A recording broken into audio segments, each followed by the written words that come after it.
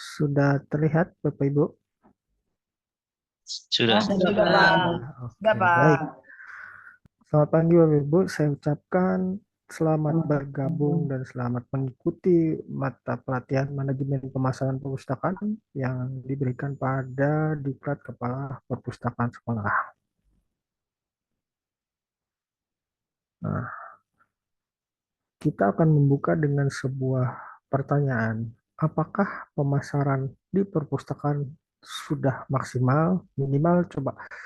Ini untuk refleksi diri ya Bapak Ibu ya. Apakah selama ini mungkin Bapak Ibu bisa melihat di perpustakaan lain atau melihat dari perpustakaan tempat Bapak Ibu sendiri, apakah pemasarannya sudah maksimal atau belum? Nah, coba nih saya mau pengen tahu gimana pendapat dari Bapak Ibu semua. Oh Belum, ya, mungkin Pak. Belum, bisa Pak. raise hand mungkin untuk saya tahu namanya supaya nanti saya catat eh, supaya untuk mendapatkan nilai tambahan. Pertama Ibu Sari Mulyani, silahkan. Baik, terima kasih, Pak. Kalau menanyakan tentang pemasaran di perpustakaan saya, Pak ya, di sekolah kami memang belum memasarkan kemana-mana, Pak. Paling kasih di sekitar warga sekolah, tetangga di sekitar sekolah itu dengan barcode itu aja sih, Pak. Dan itu juga apa ya berkaitan dengan paling ke kelas-kelas dengan guru-guru. Pemasarannya baru terbatas di situ aja, Pak. Kalaupun Oke. kita buat perpustakaan digital, belum merambah kemana-mana gitu, baru ke warga sekolah. Itu aja, Pak. Terima Oke. kasih. Baik, terima kasih Bu Sari Mulyani. Berikutnya Ibu Lestari Ningsih, silahkan. Ya, terima kasih Pak. Untuk saya di SMP Negeri 20 Jakarta, pemasarannya kami lebih fokus ke internal. Ya, eksternalnya kami dengan menggunakan digital, yaitu menggunakan Instagram, kemudian menggunakan YouTube, atau menggunakan barcode QR, Pak. Itu yang kami lakukan. Sedangkan pemasaran di kelas-kelas, kami libatkan OSIS, guru, dan tenaga kependidikan, Pak. Oke, Itu Pak baik. yang kami rasakan. Saya mengakui belum maksimal. Oke, baik. Terima kasih. Untuk keluar ke publik dalam pengertian secara sama. Oke, baik. Terima kasih Ibu Lestari Ningsih. Berikutnya Ibu Siti Mutmainah, silahkan. Ya, baik. Assalamualaikum warahmatullahi wabarakatuh. Waalaikumsalam warahmatullahi wabarakatuh. Mohon izin menjawab Bapak untuk perpustakaan sekolah kami pemasarannya. Jadi untuk eksternalnya itu melalui IG-nya yaitu Jendela Dukat. Dukat itu ada artinya Pak 200 kurang 4 jadi 196. 196 juta itu untuk eksternalnya. Kemudian untuk internnya itu kita udah pemasarannya ke guru, ke pendidik ya, guru-guru, kemudian gurunya itu mentugaskan. Jadi ada buku-buku yang terbaru kita share di grup, kemudian dari masyarakat pun bisa lihat dari IG ya, dari IG perpustakaan tadi yang Jendela Dukat. Nah, kalau untuk internnya melalui OSIS, kemudian anak-anak, yang kemudian anak SU juga. Jadi kalau kadang-kadang ada tugas, kemudian belum ada gurunya, ataupun gurunya izin, anak-anak diberi kesempatan untuk ke perpus, dikasih tahu ini loh buku-buku yang baru, dikasih ditaruh di box namanya, atau itu ada rak buku baru. Jadi itu untuk novel-novel atau cerpen, buku-buku yang barunya, koleksi yang terbaru, ditaruh di tempat yang dipisah, Pak. Jadi anak-anak lebih tahu, memahami, ini loh buku yang baru. Jadi anak-anaknya lebih semangat. Itu Pak, terima kasih. Oke, baik. Terima kasih Bu Siti. Berikutnya Bapak Kanudin, silahkan. Baik Pak, terima kasih. Hmm. Untuk di sekolah saya di SMP Negeri 186 Jakarta, itu pemasarannya ada dua, yaitu internal dan eksternal. Untuk internal sendiri, semua warga sekolah, ya. Jadi Hmm. kalau misalkan ada anak ingin membutuhkan apa namanya referensi, langsung datang ke ke perpustakaan. Nah kemudian untuk bagian eksternalnya, kami memiliki perpustakaan online, Pak. Nah, jadi Hmm. biasanya saya share itu ke grup kedinasan, kemudian minta tolong kepada apa namanya guru untuk men-share ke anak-anak didik, ya boleh juga ke tetangga, boleh juga ke temannya, boleh juga ke saudaranya. Nah, Hmm. cuman dalam perpustakaan online itu sendiri itu juga dibagi menjadi dua, Pak. Yang Hmm. pertama adalah hanya bisa diakses oleh anak-anak didik kita, Hmm. terutama misalkan mereka ingin apa namanya membuka buku teks. Nah, karena di situ ada kodenya, Pak. Dari masing-masing Hmm. anak itu punya kode dikasih oleh petugas IT-nya. Hmm. Nah, kemudian yang kedua, secara umum. Nah, jadi nanti di situ ada buku agama, tentang sosial, tentang sastra, dan itu bisa diakses oleh semua orang, Pak. Seperti itu, Pak. Oke, Terima Pak kasih. Sanudin, untuk mengakses itu apakah bukunya bisa di-download atau tidak bisa, Bapak? Atau misalnya hanya dibaca di gadget itu aja? Nah, Nah, hanya bisa dibaca saja, Pak, sepertinya. oh gitu, oke, berarti sudah Ya, cukup baik ya mengenai apa ya, Pak. proteksinya. Oke, Iya, ya terima kasih Pak Sanudin. Ya, sama-sama, Pak. ya berikutnya Bu Ai Munawaroh, silahkan. Assalamualaikum warahmatullahi wabarakatuh. Selamat Waalaikumsalam pagi, warahmatullahi Pak Rio. Ya, terima wabarakatuh. kasih, Pagi. Pak. Untuk sejauh ini, saya di SMK Negeri 30 Jakarta, untuk teknik pemasaran memang masih sifatnya manual ya, Pak. Manual itu artinya masih di tingkatan internal. Akan tetapi secara peminjaman sebetulnya ada juga Pak dari luar, tapi Hmm. masih berupa seperti nitip gitu Pak. Hmm. Nitip itu seperti gini, kami guru nih Bu, Pak ya. Terus mungkin di lingkungan guru itu ada ponakannya gitu kan. Nah guru tersebut sering mencatat beliau sendiri pinjam, terus ada nama ponakannya juga, karena tetap di apa di perpustakaan kami ada pencatatan walaupun atas nama internal, tapi bukunya dipinjam oleh misalkan keponakannya seperti itu ya Pak ya. Nah jadi saya juga bingung apakah itu dikategorikan eksternal atau tidak, karena orang yang meminjam itu tidak secara langsung ke mana ke sekolah ya Pak, mendatangi perpustakaan kami gitu. Hmm. Sementara untuk sistem apa pemasaran apa peminjaman, nah peminjaman buku kami memang masih menggunakan digital tapi masih sifatnya offline Pak, belum Hmm. online gitu. Hmm. Sifatnya untuk pencatatan peminjaman, pengembalian, terus apa pengkatalogan, klasifikasi, kami sudah inputnya di dalam sistem digital seperti itu Pak. Iya, terima Oke, kasih Pak. baik. Terima kasih Bu Ai Munawaroh. Ya, berikutnya Ibu Nira Puspitasari, silahkan. Assalamualaikum warahmatullahi wabarakatuh. Selamat pagi semuanya. Waalaikumsalam. Bapak, untuk pemasaran di sekolah kami sudah memiliki web perpustakaan. Nah, ini digunakan baru untuk di sekitar sekolahan saja ya Pak. Belum keluar, paling keluarnya dengan orang tua saja. Orang tua dan murid-murid serta semua stakeholder sekolah bisa mengakses web perpustakaan sekolah. Yang kedua, kami memiliki program 1 tahun sekali pada Hari Buku. Kami melaksanakan satu storytelling, lomba storytelling. Yang kedua, membaca buku bersama di lapangan dan melaksanakan program donasi buku dari siswa dan guru yang mau berdonasi. Di hari itu kami bisa menambahkan koleksi buku. Selain itu, kita membaca buku bersama, Pak. Membaca buku bersama di lapangan. Itu pemasaran yang saat ini sudah dilakukan di sekolah saya. Terima kasih, Bapak. Iya, baik. Terima kasih Bu Nira. Ya, sepertinya sudah cukup aktif ya apa pemasaran yang dilakukan oleh Bapak Ibu. Karena banyak sekali perpustakaan sekolah yang ya hanya perpustakaan yang fungsinya pasif saja. Mereka tidak punya program untuk melakukan promosi atau pemasaran. Jadi hanya menunggu siswa yang datang saja. Ya, Pak Johan, silakan.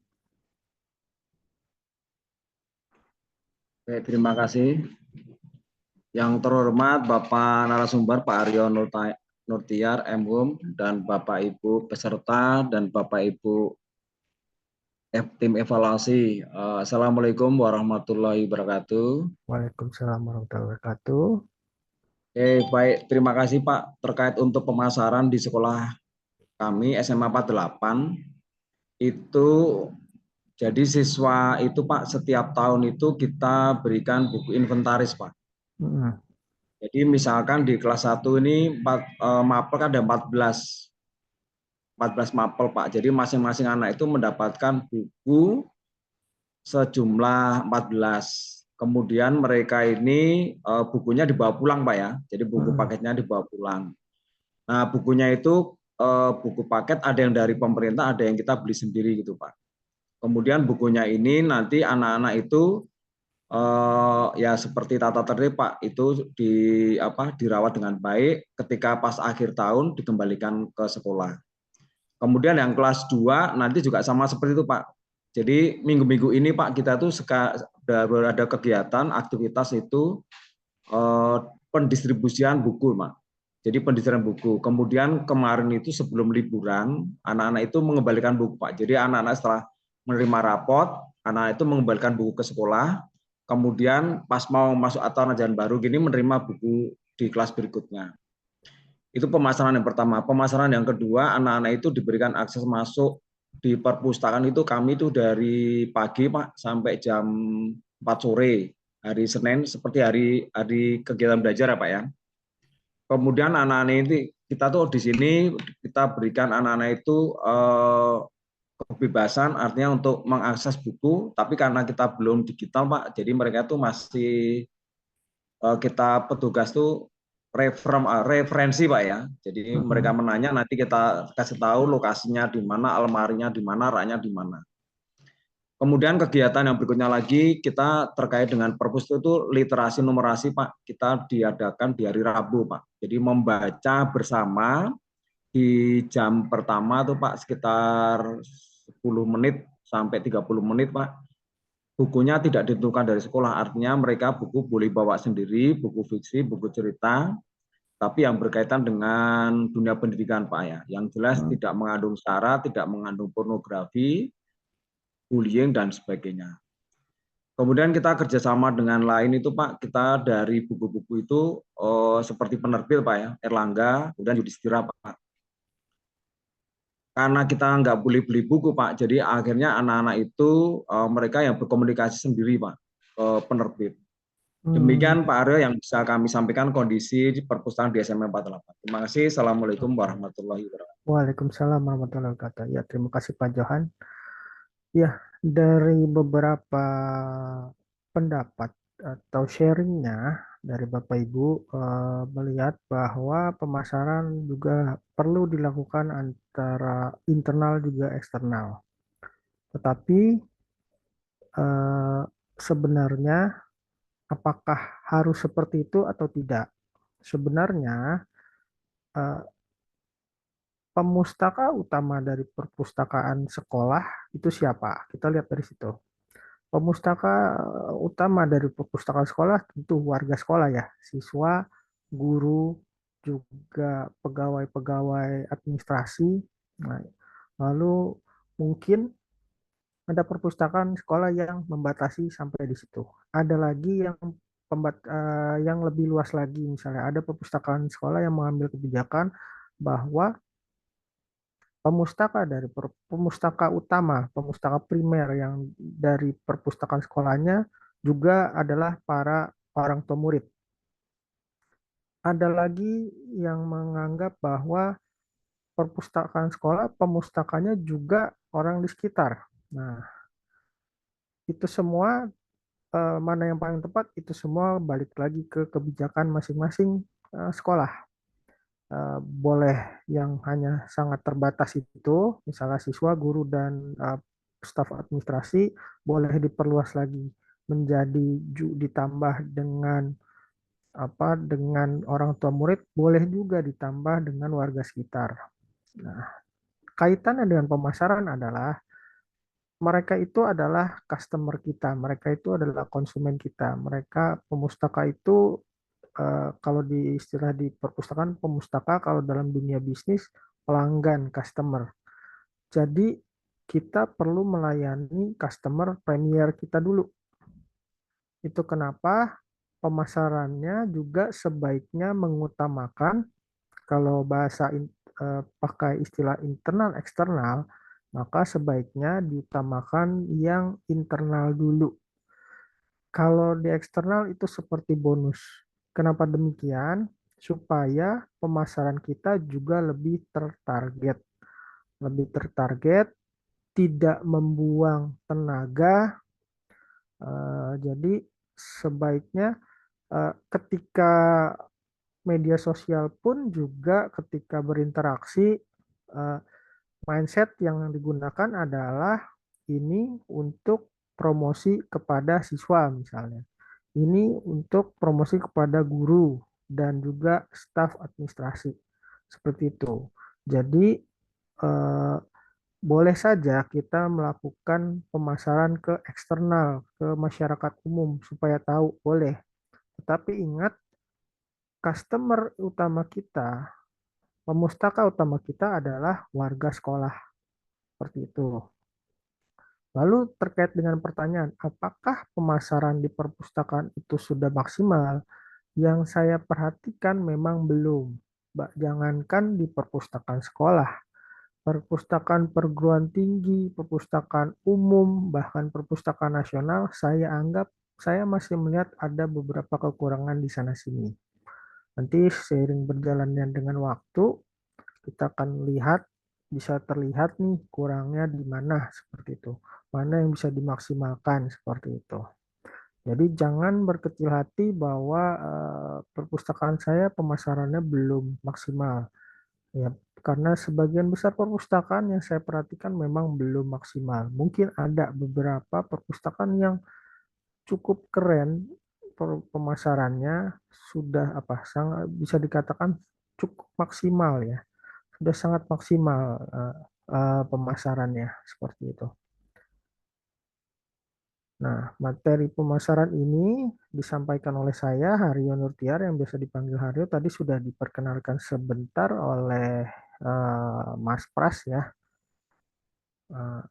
Ini media sosial saya. Saya biasanya bicara, kadang memang lebih banyak bicara atau memposting di media sosial itu tentang dunia perpustakaan. Ini ada YouTube, Instagram, TikTok, dan Facebook. Lalu ini adalah buku yang saya sudah terbitkan, judulnya The Secret of Library Marketing. Diterbitkan oleh Asosiasi Profesi Widya Iswara tahun 2022 dan bahasanya Indonesia. Buku ini sebagai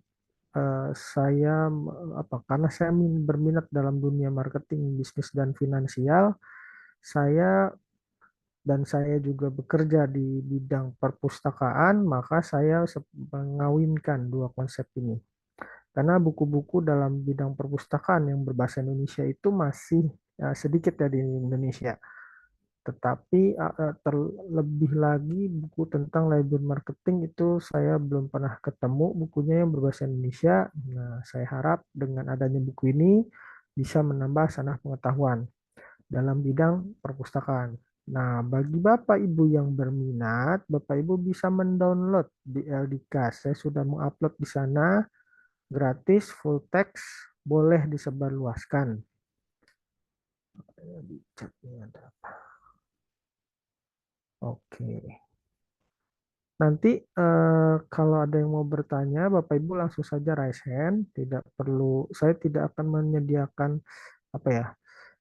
misalnya di akhir sesi kan biasanya ada pengajar yang menyediakan untuk sesi tanya jawab. Kalau saya lebih senang langsung saja sambil berjalan, ada yang mau bertanya silahkan raise hand biar enak eh, kita diskusinya. Apa yang akan kita pelajari pada hari ini? Saya akan memberikan sharing pengetahuan saya dalam bidang library marketing. Nah, inilah beberapa hal yang akan saya sharing. Oh ya, Ibu Sari Mulyani, silahkan. Baik Pak, saya kok Hmm. merasa tergelitik ya Pak dengan Ah, judul yang Bapak sampaikan di buku tadi. hmm, Saya sebenarnya tertarik dengan buku itu. hmm. Tadinya saya khawatir ya itu judul buku kan Bapak dalam bahasa Inggris ya. Itu Judulnya. secara itu boleh ya Pak ya menulis di depan dengan judul bahasa Inggris, tapi isinya bahasa Indonesia. Itu apakah boleh? Hmm. Maaf ya Pak, mohon izin ya Pak. Ya, nggak apa. Terima kasih Boleh, Pak. sangat-sangat boleh, Ibu. Oh gitu. Apa? Karena gini, kadang gini, kita judul ketika ini saya sedikit membahas mengenai katalogisasi ya, atau klasifikasi dan tajuk subjek. Hmm. Ketika kita mau menentukan subjek buku, kita tidak bisa hanya melihat dari judulnya saja. Ya. Ketika melakukan katalogisasi, kita tidak bisa melihat judulnya saja. Hmm. Itu kita perlu buka isinya, minimal baca daftar isinya. Nah, karena banyak sekali buku-buku, bukan banyak ya, banyak tapi bukan sebagian besar ya, bukan. Tapi tetap jumlahnya lumayan. Buku-buku yang kalau saya kan judulnya bahasa Indonesia, dalamnya judulnya bahasa Inggris, dalamnya bahasa Indonesia. Tapi buku-buku lain ada buku-buku yang judulnya apa, isinya apa, beda. Itu biasanya terjadi di buku-buku sastra. Jadi makanya ketika melakukan katalogisasi dan membuat katalog itu, kita perlu melihat isi bukunya itu seperti apa. Jadi itu kenapa nggak masalah. Itu karena memang sesuai dengan kreativitas dari si penulis. Dan kadang seperti apa, kadang juga ada tuntutan dari penerbit untuk mencari judul yang lebih menjual misalnya. Seperti buku yang saya baca, judulnya Revolusi Glukosa, si penulisnya namanya Jesse Inchauspé. Dia menulis tentang tentang metode sehat terkait dengan glukosa, dengan gula darah, tanpa harus memantang makanan. Jadi dia nulis itu tujuannya, mindset di kepalanya ketika menulis buku itu adalah ingin menulis sebuah buku untuk bagaimana kita bisa sehat. Tetapi si penerbit tulisnya eh, jangan cuma sampai di situ, tapi juga ditambah embel-embel biar bisa menurunkan berat badan. Ya, jadi ditulislah ada kata-kata, saya lupa subjudulnya, tapi kurang lebih yang menjualnya itu justru menurunkan berat badan. Padahal tujuan menulis itu bukan untuk itu. Tapi memang ketika menerapkan metode itu berat badan kita pun akan turun gitu. Nah, itu Ibu. Jadi Biar tidak biar masalah. eye catching juga kali ya Pak ya. Eye Iya, catching gitu ya. betul. Biar lebih menjual Ibu. Ya, ya, makasih Pak. Iya, Apa sama-sama. maaf Pak. Nggak apa-apa Ibu. Nah, ini hari ini yang akan kita pelajari adalah konsep pemasaran, lalu marketing mix, kemudian branding perpustakaan, kemudian ada segmentasi pemustaka, pengembangan layanan, promosi perpustakaan, CRM, dan strategi pemasaran.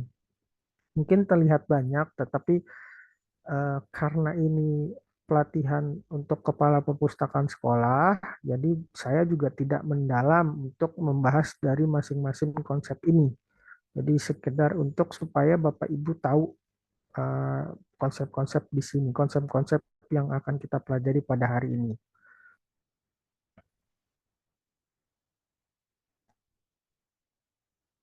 Nah, tujuan pembelajaran dari mata pelatihan ini adalah setelah mengikuti mata pelatihan ini, Bapak Ibu mampu membuat suatu materi promosi. Materi promosi di sini adalah bisa berupa misalnya kalau zaman dulu mungkin membuat brosur, membuat poster. Kalau sekarang bisa saja membuat sebuah postingan di Instagram misalnya, postingan di media sosial, atau bahkan sampai membuat video. Jadi tujuan akhir dari mata pelatihan ini Bapak Ibu bisa membuat materi promosi tersebut. Dan metode pembelajaran di mata pelatihan ini adalah menggunakan metode andragogi. Jadi bukan saya yang menjadi pusat, tetapi kita bisa saling sharing untuk saling menambah pengetahuan, saling belajar. Dan metode yang saya gunakan juga bukan hanya ceramah, tetapi juga nanti ada video juga. Lalu jam pelatihan pada sesi ini kan sampai pukul 11.15. Tetapi saya tidak akan sesi Zoom ini tidak akan sampai pukul 11.15, hanya sampai sekitar pukul 10. Sisa waktunya ngapain? Sisa waktunya Bapak Ibu bisa mengerjakan tugas. Jadi sejam itu bisa Bapak Ibu gunakan untuk mengerjakan tugas. Tujuannya kenapa? Supaya Bapak Ibu setelah pukul 11.15 nanti Bapak Ibu sudah tidak perlu lagi mengerjakan tugas. Karena ada beberapa pelatih pengajar yang dia menghabiskan waktu misalnya sampai 11.15 lalu masih memberikan tugas lagi, dan itu saya rasa akan menjadi sebuah beban ya bagi para peserta juga. Jadi saya kasih kesempatan 1 jam itu untuk mengerjakan tugas. Tetapi bukan berarti harus dikumpulkan pukul 11.15. Bapak Ibu masih punya kesempatan untuk mengumpulkan sampai besok. Sekarang tuh hari Jumat ya. Hari Jumat sampai hari Senin pukul 5 pagi. Gitu. Oke, dan jangan lupa juga Bapak Ibu nanti mengisi daftar hadirnya ya. Karena kadang-kadang suka ada yang lupa tuh.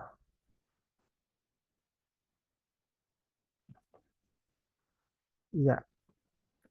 Lalu kita masuk lagi ke dalam materi. Pemasaran versus promosi. Nah, saya bertanya lagi nih, sebentar saya screenshot dulu. Saya mau bertanya lagi ke Bapak Ibu nih. Menurut Bapak Ibu, apakah pemasaran dan promosi itu sama? Kalau yang jawab sama, alasannya kenapa? Kalau yang jawab berbeda, alasannya kenapa? Silahkan raise hand Bapak Ibu. Ya, Ibu Puji Muharini, silahkan. Baik Pak, terima kasih izin untuk mengeluarkan pendapat ya Pak ya. Kalau menurut saya pemasaran dan promosi itu beda Pak. Bedanya apa? Kalau pemasaran itu sepertinya lebih fokus kalau misalnya dalam perjualan gitu ya Pak, itu harus menghasilkan keuntungan. Kalau promosi hanya mengenalkan, kalau bagi yang berminat silahkan gitu. Jadi pesannya kalau pemasaran itu agak memaksa, kalau promosi tidak. Gitu Pak. Baik, terima kasih Ibu Puji. Ya, Bapak M. Suyudi, silahkan.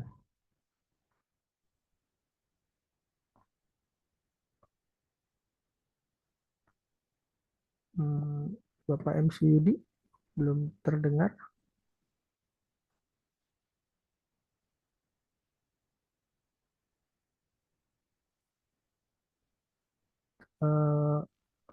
Halo Bapak M. Suyudi. Halo. Oh ya, silahkan. Ya. Pada dasarnya itu sama Pak, pemasaran dan promosi. Cuman kalau pemasaran itu, kalau dari segi perpustakaan itu artinya menyebarluaskan informasi untuk minat baca itu. Kalau promosi itu ada nilai lebihnya. Misalnya barangkali ini program sekolah kan beda-beda.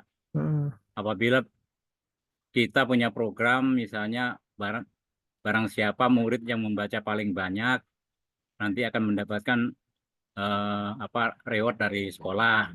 Nah, sehingga promosi itu menimbulkan minat baca yang lebih tinggi, sehingga ke depannya dengan banyaknya promosi semakin banyak peserta didik yang ikut membaca di perpustakaan. Kalau pemasaran sifatnya biasa, seperti biasa dilakukan di sekolah. Itu aja, Pak. Oke, baik. Terima kasih Pak M. Sudi. Ya. Lalu Ibu Afni, silahkan Bu Afni. Ya Pak, kalau menurut saya pemasaran dan promosi ini ada beda ya Pak ya.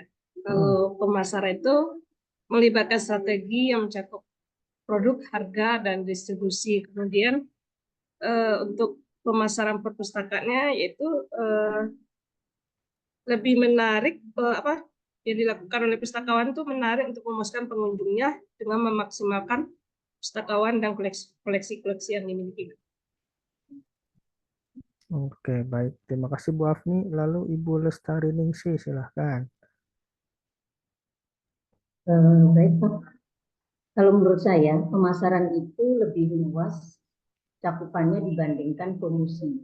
Di promosi adalah merupakan salah satu dari strategi pemasaran.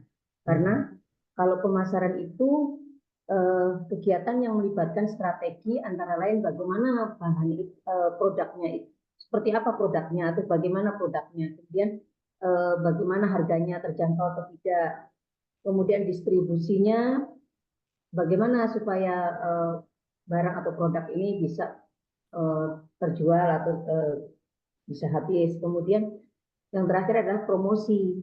Nah, promosi ini kaitannya dengan sosialisasi atau bagaimana menyosialisasikan kepada khalayak atau kepada konsumen terkait dengan produk yang akan dijual atau akan dipasarkan. Jadi kaitannya dengan bagaimana mengkomunikasikan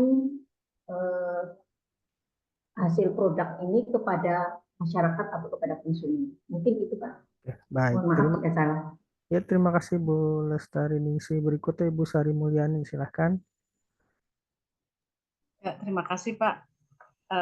Kalau menurut saya memang setuju saya apa yang disampaikan tadi Bu Lestari ya. Pemasaran itu dari segi skop luasnya memang lebih luas daripada promosi ada di dalam bagian dari pemasaran. Dan di dalam promosi itu kan memang ada langkah-langkah yang harus dilakukan ya, dari semacam perencanaan, analisa, terus hingga sampai di bagaimana supaya sampai ke konsumen gitu atau si pemustaka. Yaitu dilakukan salah satunya adalah dengan promosi itu. Itu aja Pak, terima kasih. Oke, terima kasih Bu Sari Mulyani. Iya, jadi masih ada Bu Siti Mutmainah, silahkan.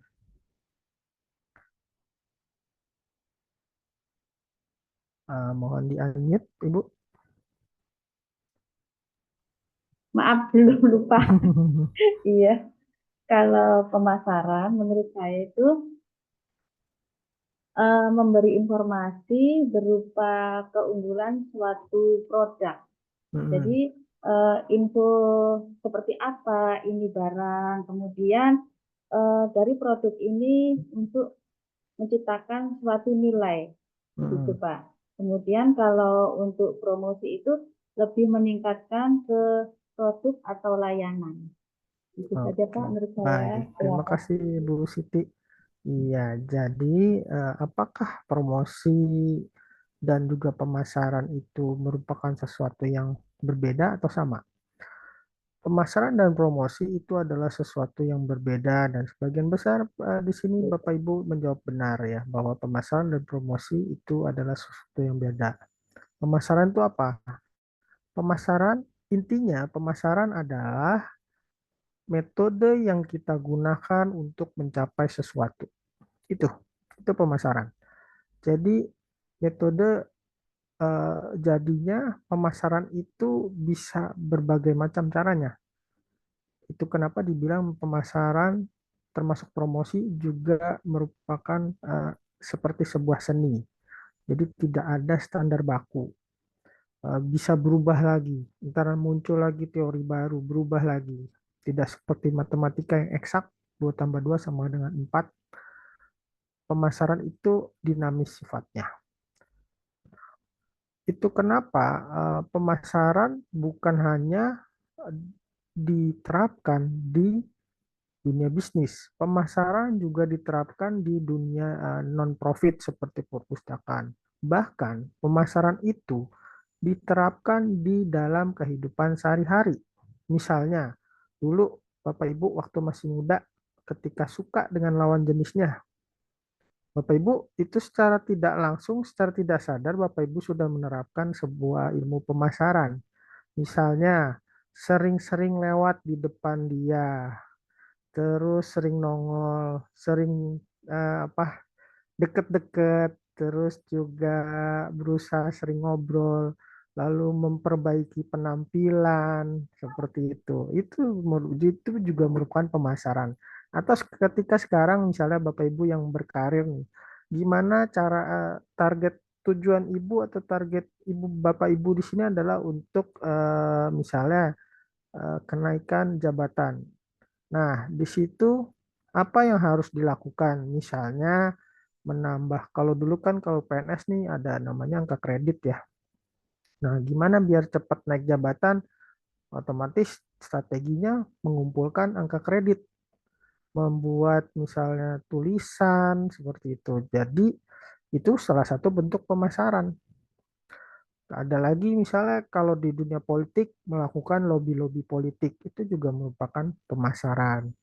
Lalu promosi itu ada di mana? Promosi itu ada di dalam pemasaran. Jadi pemasaran itu seperti payung besarnya, promosi itu ada di dalamnya. Tadi ada yang menyebutkan benar sekali seperti itu, bahwa promosi adalah bagian dari pemasaran. Nah, promosi sendiri itu apa? Promosi intinya adalah bentuk komunikasi yang menjembatani apa yang kita tawarkan dengan target kita siapa. Jadi perpustakaan punyanya apa? Target perpustakaan siapa? Misalnya siswa. Nah, promosi adalah menjembatani untuk memberitahukan, untuk mengkomunikasikan bahwa, hey, saya punya ini loh, gitu. Untuk ngasih tahu target market kita bahwa apa yang kita punya. Itu kenapa promosi penting sekali untuk sebelum melakukan promosi, penting sekali untuk mengetahui, mengenali target kita. Misalnya kalau perpustakaan punya kegiatan untuk misalnya eh, terkait dengan siswa-siswa misalnya yang apa ya, masalah kewanitaan misalnya.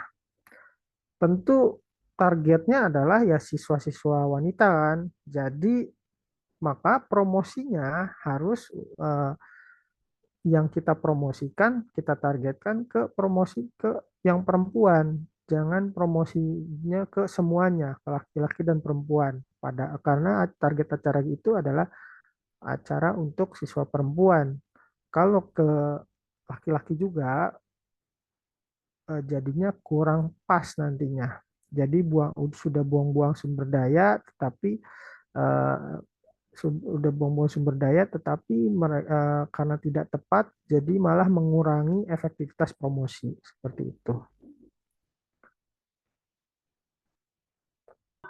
Mengenai apa namanya pemasaran tadi lewat digital, itu saya apa ya, saya itu masih agak perlu peningkatan lagi lah untuk pemasaran secara digital ini, karena memang begitu saya lihat juga perpustakaan digital yang kami pakai pun kayaknya saya juga belum familiar banget gitu.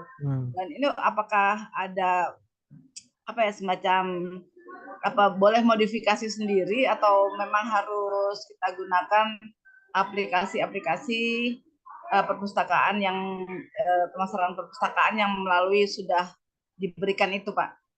Terima kasih, Pak. Pertanyaannya adalah promosi digital atau aplikasi untuk perpustakaan digital nih, Bu? Karena ini dua hal yang berbeda. Ya, pemasaran yang kita lakukan ini nantinya itu apakah memerlukan apa ya, semacam digital apa yang tadi disampaikan yang dibicarakan oleh Pak Haryo itu apakah harus seperti itu gitu loh untuk memasarkan produk-produk perpustakaan kita gitu. Sementara ini kan memang kita dapat apa ya, semacam aplikasi softwarenya ya tentang perpustakaan di tempat kami kan bentuknya pakai Slim ya, pakai Slim. Itu kayaknya juga tidak mudah gitu, dan itu juga apa namanya perlu internet yang bagus ya. Memang sih kita juga udah koneksi ke internet di pusat ya, Pusperkas, dan itu juga apa namanya perlu perawatan gitu Pak. Gimana sarannya menurut Bapak ya? Terima kasih. Baik, terima kasih Bu. Begini, mengenai aplikasi perpustakaan itu memang dia di dalamnya menjadi salah satu dari objek pemasaran. Tetapi untuk misalnya promosi digital itu sendiri tidak dia bukan sebagai sarana untuk promosi digital. Kalau untuk apa namanya aplikasi seperti Slims atau InDesign.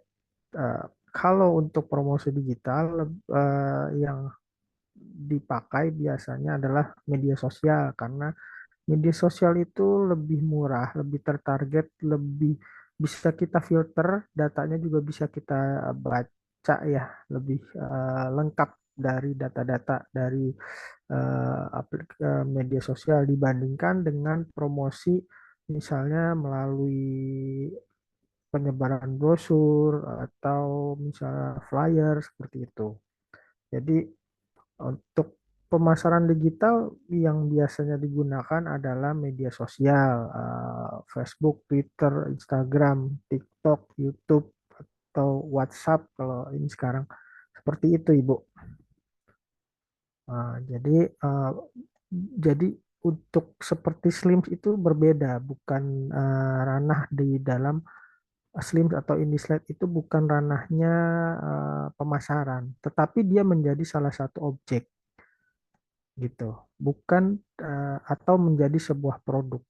Produk ini pun dibahas di dalam pemasaran, tetapi bukan untuk apa namanya, bukan untuk cara dia produk berbeda, produk dengan promosi berbeda. Memang cakupan di pemasaran nanti akan kita pelajari di marketing mix ya, apa bedanya produk, apa bedanya promosi seperti itu. Oke, lalu apa sih manfaat pemasaran? Manfaat pemasaran itu banyak. Satu, yang pasti bisa membantu kita mencapai tujuan. Nah, kalau tujuan dari perpustakaan adalah meningkatkan pemanfaatan dari perpustakaan itu sendiri. Pemanfaatan apa saja, bisa produk, jasa, layanannya, bisa juga fasilitasnya. Yang kedua, meningkatkan brand. Meningkatkan brand di sini otomatis nantinya ujungnya meningkatkan loyalis, fans, mendapatkan fans seperti itu. Yang berikutnya mempermudah ketika kita melakukan apa advokasi atau lobby-lobby kepada pimpinan misalnya untuk memajukan perpustakaan. Berikutnya juga menghubungkan antara kita, mendekatkan kita dengan para pemustaka kita, baik guru, siswa, dan juga staf administrasi. Kurang lebih itu manfaat pemasaran, tetapi masih bisa berkembang lagi ya.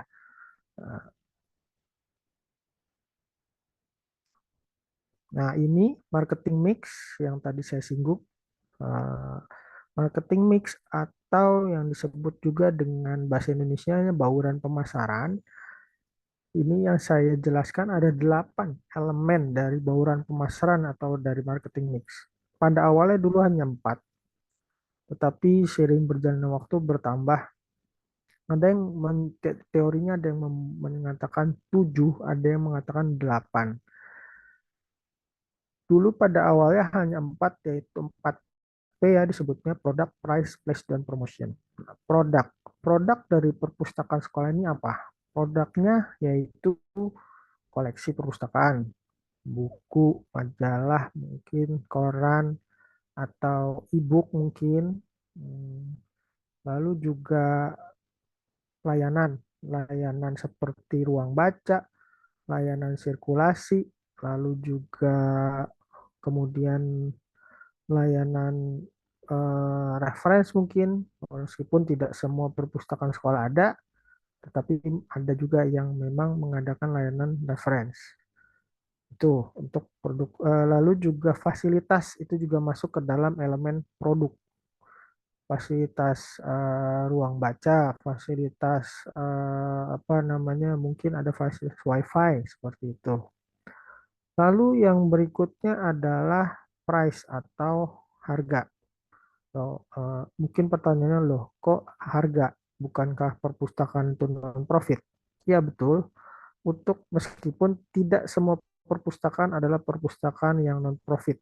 Ada juga satu dua perpustakaan yang profit oriented ya.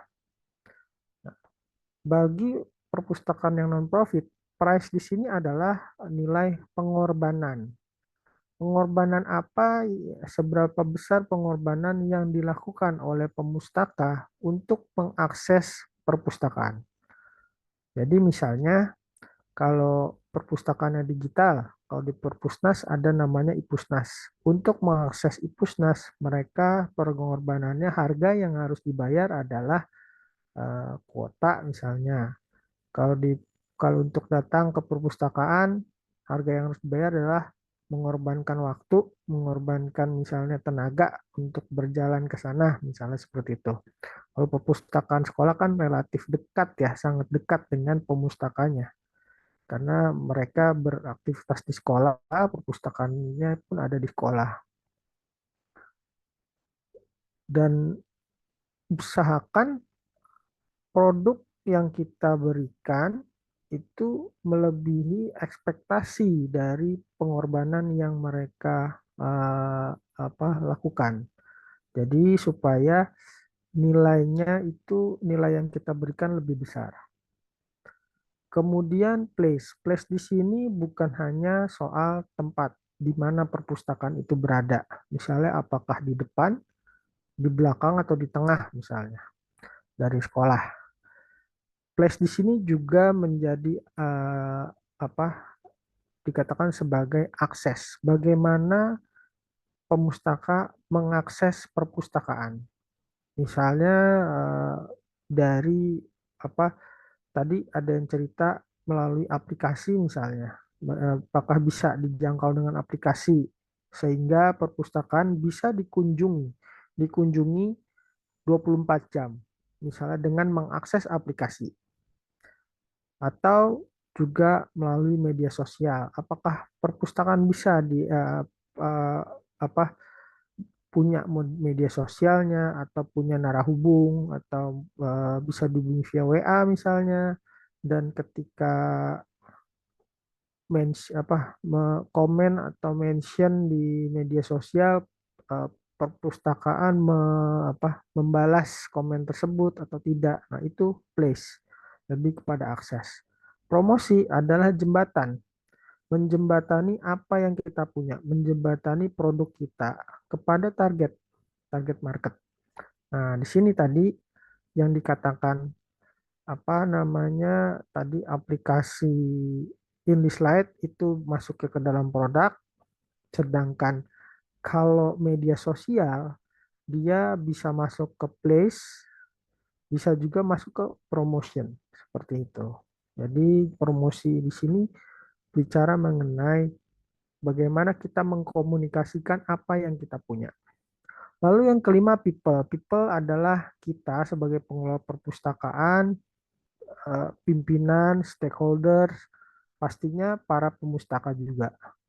Bagaimana meningkatkan kunjungan mereka, bagaimana memberikan kepuasan kepada mereka.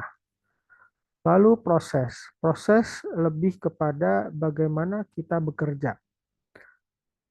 Apa saja alat-alat atau tools-tools yang bisa digunakan. Misalnya ada SOP di situ, ada peraturan di situ, ada kebijakan, itulah proses.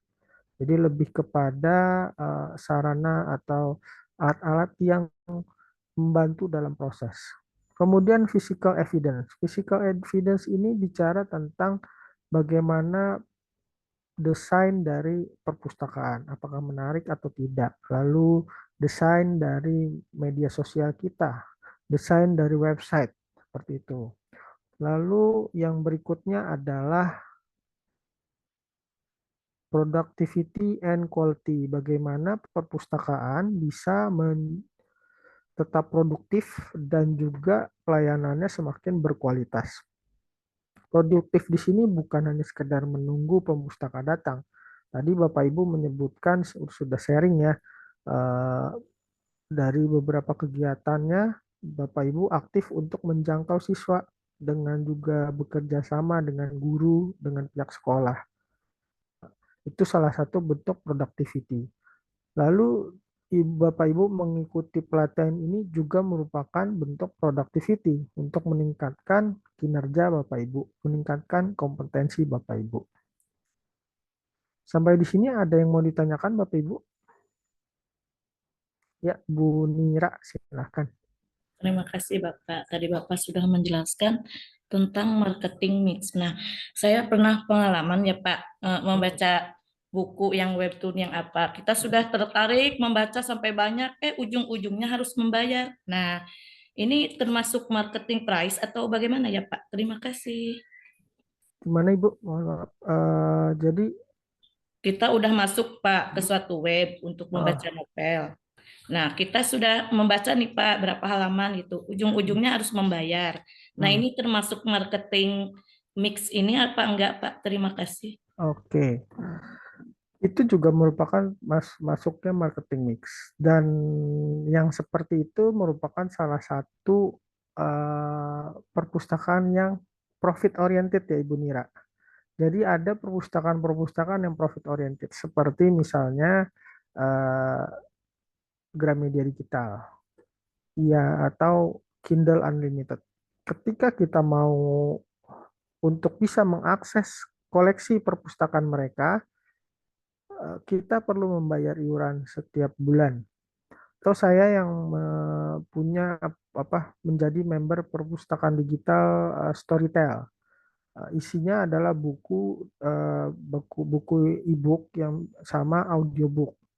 Tujuannya jadi ketika saya misalnya berangkat kerja, saya bisa sambil mendengarkan isi buku tersebut. Itu merupakan jadi yang itu strategi dari si pemilik platform, strategi dari perpustakaan tersebut dalam hal price. Nah, tadi kan sudah saya sampaikan bahwa tidak semua perpustakaan itu non-profit. Ada sebagian perpustakaan yang memang profit oriented. Kenapa mereka melakukan skema seperti itu? Yang jelas pertama untuk untuk mendapatkan profit, dan ternyata memang pasarnya ada loh. Jadi itu salah satu bukti bahwa ternyata memang perpustakaan pun walaupun disuruh bayar, jika memberikan layanan dan memberikan produk yang berkualitas yang diinginkan, orang tetap mau kok walaupun harus membayar.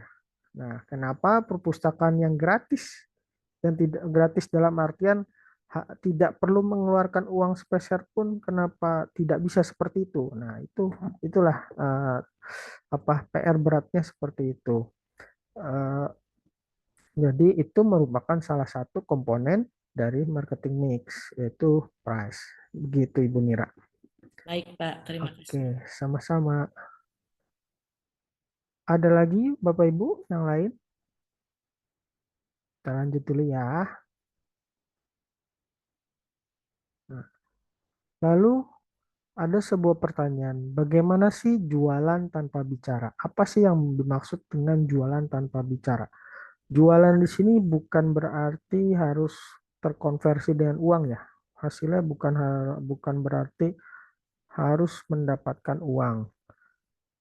Jualan di sini bisa saja kalau di kita perpustakaan yang non-profit adalah jualan itu misalnya dengan meningkatnya pemanfaatan perpustakaan, itu juga bisa disebut dengan jualan. Lalu bagaimana jualan tanpa bicara? Tadi sebelumnya sudah saya jelaskan sebuah konsep, namanya sedikit dijelaskan, namanya branding. Branding itu bisa dikatakan jualan tanpa bicara. Jualan tanpa bicara itu juga berarti kita ketika kita melakukan mempromosikan sesuatu, kita tidak perlu menjelaskan siapa kita. Kita tidak menjelaskan fitur-fiturnya apa, tetapi kita bisa dengan cara bercerita. Bercerita kan ada tuh beberapa kalau Bapak Ibu melihat iklan rokok, ya sekarang sudah nggak ada ya. Nah, iklan sudah susah, kayaknya udah mulai, kayak saya sih jarang melihat iklan rokok di TV lagi sekarang. Jadi dulu kan ketika iklan perusahaan rokok itu melakukan promosi, mereka kan tidak pernah mengatakan iklan itu adalah iklan rokok. Cuma di akhirnya ada tulisan apa? Cuma kita tahu itu iklan dari brand ini, misalnya brand Marlboro. Lalu ada peringatan rokok membunuhmu. Nah, seperti itu. Jadi itu yang dimaksud dengan jualan tanpa bicara. Ketika iklan rokok tidak pernah dia bilang rokoknya itu seperti ini spesifikasinya, apa namanya, tapi yang dijual misalnya kalau dulu Marlboro, iklannya yang saya ingat adalah seorang koboi naik kuda. Lalu ada yang iklan Sampurna Hijau, dia iklannya adalah dia iklannya persahabatan. Jadi yang ditonjolkan adalah nilai, bukan produknya. Nah, itulah yang dimaksud jualan tanpa bicara. Lalu apakah perpustakaan bisa melakukan ini? Ya tentu saja bisa, hanya tinggal kreativitas kita bagaimana. Karena ketika seseorang atau sebuah instansi, sebuah entitas menjual menjual nilai, bukan menjual fitur, menjual emosi, biasanya nilainya menjadi lebih mahal. Misal, contohnya apa? Contohnya mobil Ferrari. Mereka yang dijual adalah gengsi, bukan mobil. Ferrari itu yang dijual gengsi. Orang mau beli Ferrari bukan mau beli mobil, mereka mau beli gengsi, biar lebih dipandang. Karena saya pernah dengar cerita pengakuan dari yang pernah membeli Ferrari, kalau disuruh milih antara dari sisi kenyamanan antara Ferrari sama Avanza, mereka lebih milih Avanza daripada Ferrari. Nah, cuma karena lebih keren aja bawa Ferrari. Sama termasuk ibu-ibu sosialita. Kenapa mereka beli tas Hermes? Kenapa mereka beli tas Louis Vuitton? Itu dikarenakan mereka membeli gengsi. Kalau cuma fungsi tas, nggak perlu beli tas-tas kayak gitu. Beli aja yang nggak sampai yang ratusan ribu juga banyak, yang merek-merek lokal gitu kan. Itu hanya kalau mau beli fungsi, beneran mau beli tas gitu. Tapi kenapa merek-merek tersebut laku? Karena yang mereka beli emosi. Itulah konsep jualan tanpa bicara.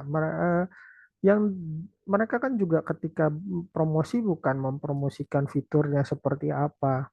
Sama seperti sepatu Nike. Nike tidak pernah menjual bahan Nike dibuat dari apa, fiturnya apa, kualitasnya bagaimana. Enggak, mereka kalau beriklan adalah menampilkan perjuangan atlet. Jadi Nike itu memberi, yang dijual adalah value, nilai, bahwa nilai-nilai perjuangan seorang atlet. Dan kalau misalnya kamu mau keren seperti atlet, kalau kamu mau supaya tetap semangat seperti atlet, maka belilah Nike. Itulah yang disampaikan. Nah, ini ada Pak Suyudi, iklan rokok paling jujur, akibat merokok paru-paru rusak. Ya, karena memang iklannya di belakang harus disampaikan bahwa rokok membunuhmu. Nah, seperti itu.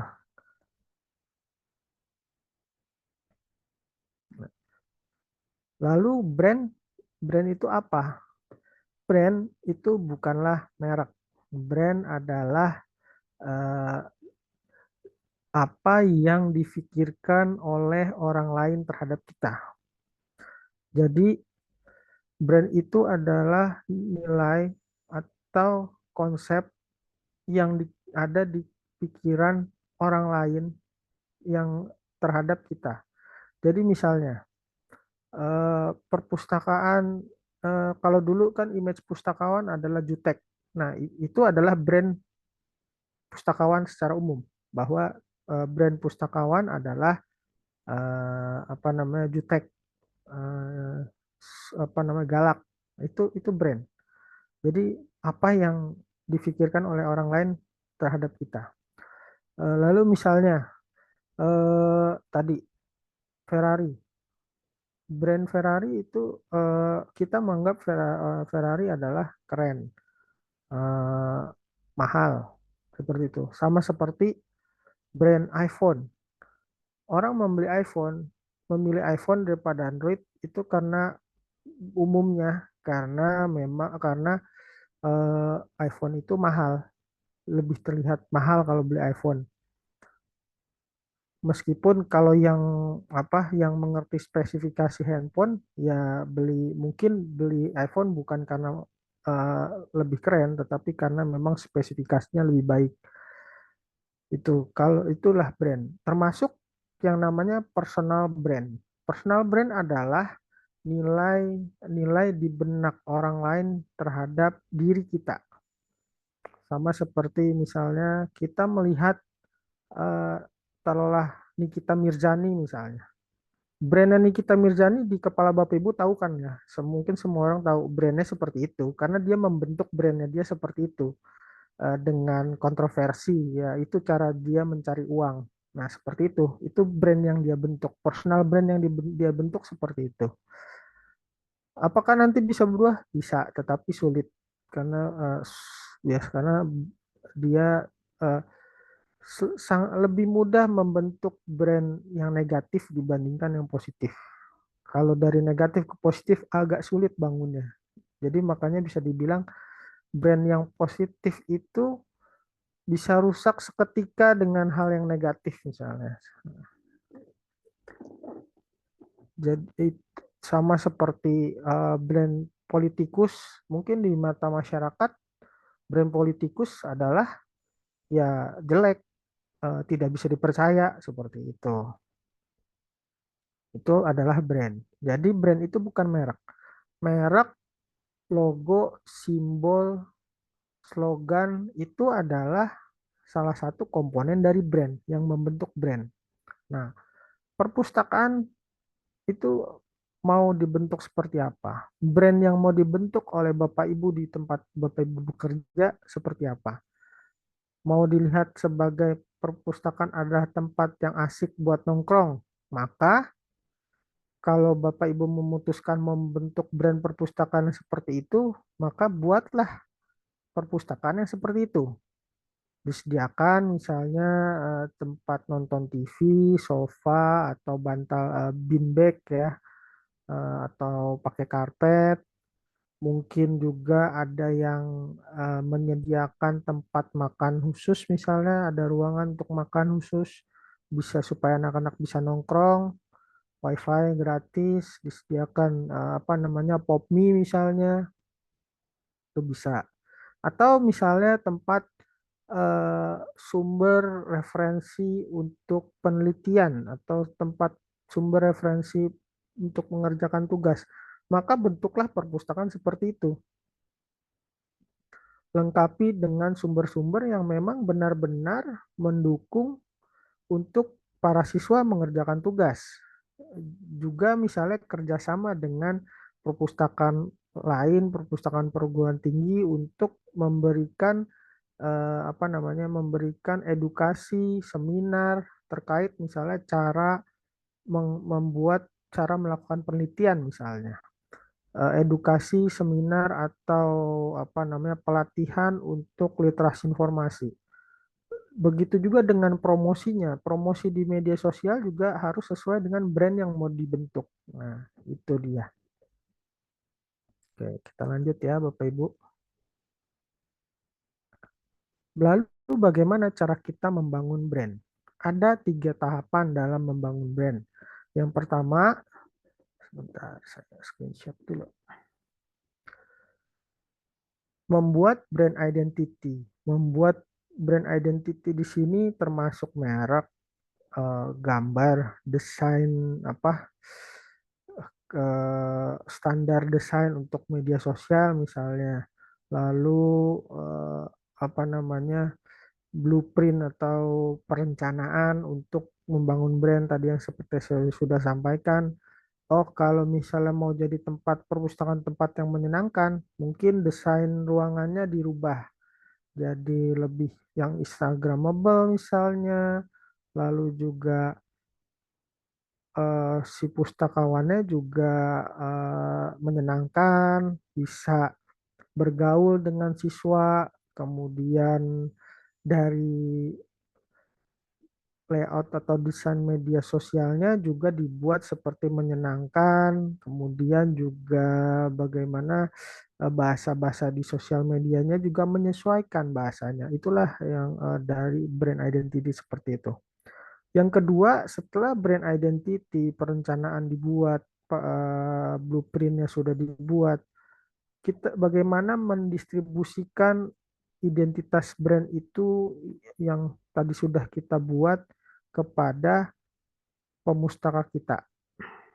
Jadi misalnya lewat media sosial, promosinya bagaimana, lalu juga kegiatan yang dimiliki, kegiatan yang diadakan harus sesuai dengan brand identity supaya di dalam benak pemustaka itu sesuai dengan identitasnya. Lalu yang berikutnya, tahapan terakhir adalah mengevaluasi kegiatan brand identity dan brand distribution, brand evaluation-nya. Karena target brandnya adalah tempat yang menyenangkan, kita bisa lihat mengevaluasi apakah misalnya dengan survei. Yang kedua dengan kalau misalnya pakai brand itu, misalnya kita membentuk misalnya brand perpustakaan adalah tempat yang menyenangkan. Tetapi ternyata kunjungan atau pemanfaatannya malah berkurang. Nah, itu kita evaluasi. Apakah memang kita salah sebaiknya distribusinya dari identitas dari brand distributionnya salah atau di brand identity-nya yang salah. Misalnya kita sudah maksimal setelah dievaluasi, oh udah benar nih promosinya seperti ini. Lalu juga sudah sesuai dengan rencana. Oh, ternyata setelah dievaluasi kurang tepat kalau kita membangun brand identity yang seperti itu. Brand identity tempat perpustakaan tempat menyenangkan. Ternyata lebih kita coba apakah brand identity misalnya tempat mencari sumber rujukan terlengkap misalnya. Ternyata brand identity yang seperti itu misalnya setelah dicoba dan kunjungannya malah meningkat beberapa kali lipat, ternyata ya itulah brand identity yang paling tepat untuk perpustakaan. Seperti itu. Ada yang ditanyakan Bapak Ibu? Kalau tidak ada, kita lanjut lagi. Izin Pak, boleh tanya? Oh iya, silahkan Ibu. Ya. Ibu Sari, Ya, silahkan. Pak. Izin tadi mengenai masalah brand itu, selama ini kan perpustakaan itu memang tempat meminjam buku, tempat membaca, tempat belajar, diskusi gitu ya Pak ya. Kalau misalnya kita ganti brand dengan sesuatu yang baru itu kok kesannya kayak perpustakaan nanti sekedar mau istirahat, nyari ngadem-ngadem gitu Pak. Khawatirnya begitu aja sih kalau dirubah, dibuka dengan lingkungan yang kayak semacam tempat yang enak, baca-baca sambil tiduran. Kayaknya kok kesannya kayak bukan sekolahan gitu Pak. Gimana Pak menurut Bapak? Ya, itu semua sebenarnya tergantung brand yang Bapak Ibu mau bentuk terhadap perpustakaan. Karena tidak ada pakem perpustakaan yang menjadi tempat santai, itu tidak boleh, itu tidak ada. Karena memang salah satu fungsi perpustakaan itu adalah fungsi rekreasi.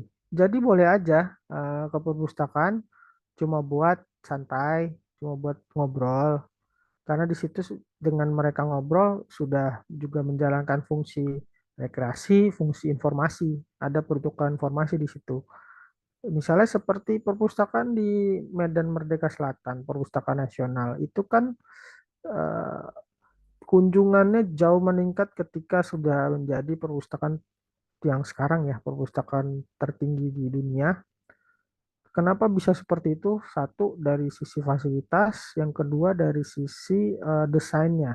Jadi perpustakaan nasional menjadi sebuah tempat yang menyenangkan, enak misalnya buat foto-foto misalnya, meskipun mereka nggak ada yang baca buku misalnya. Banyak pengunjung perpustakaan nasional itu yang banyak yang baca, tapi banyak juga yang datang cuma buat foto-foto, cuma buat iseng main.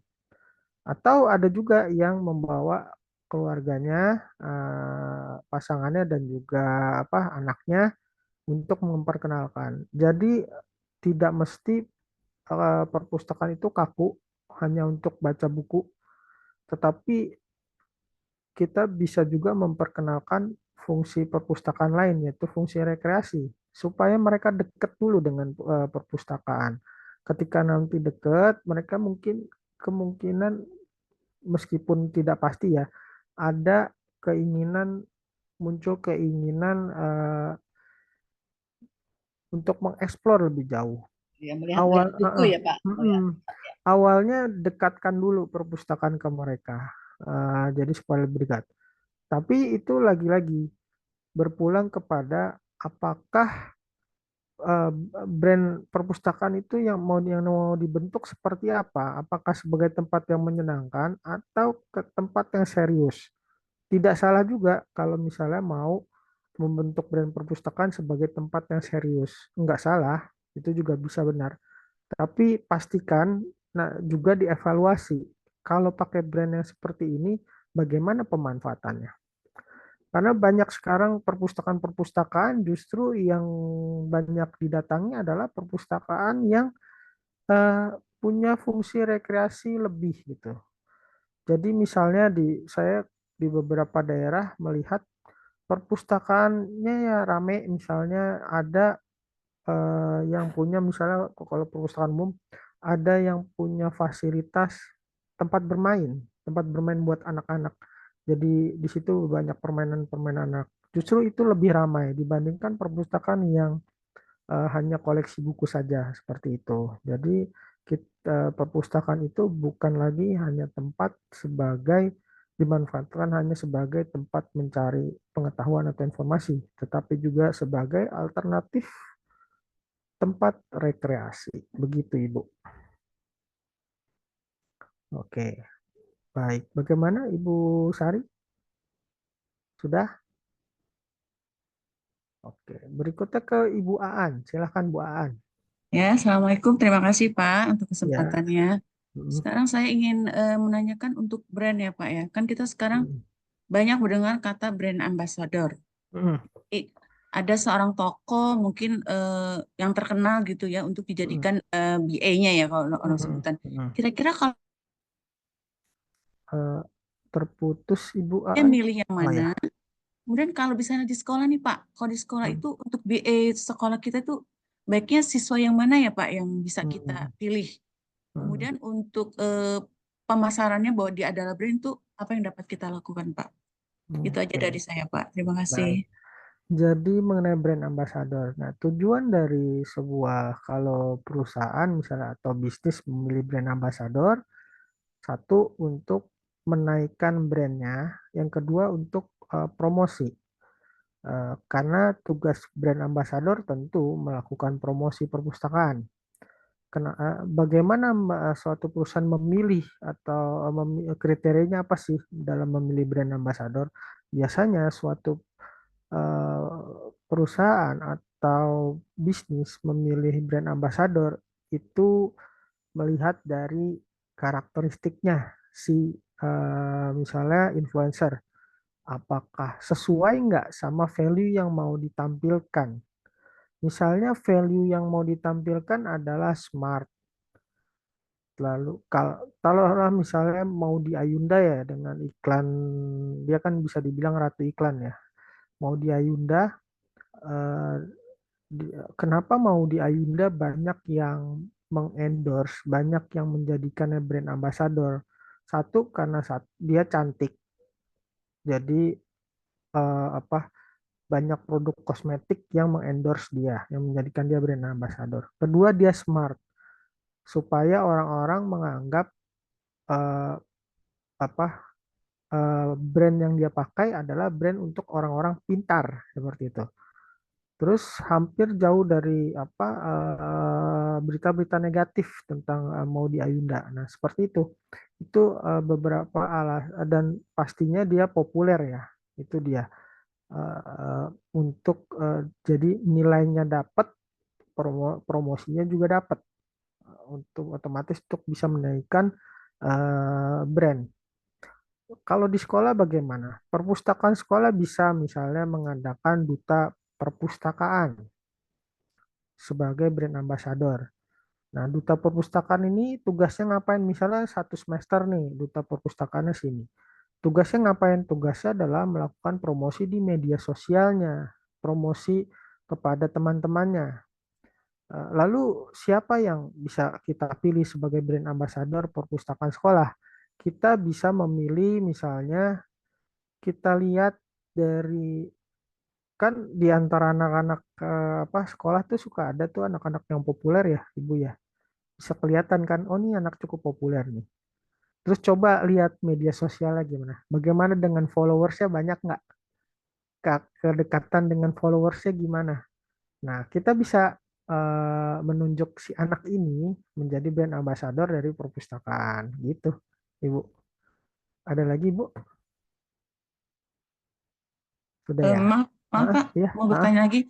Ah. Apa kita harus melihat dia tuh sering ke perpustakaan, kemudian meminjam buku gitu, perlu kita lihat nggak, Pak?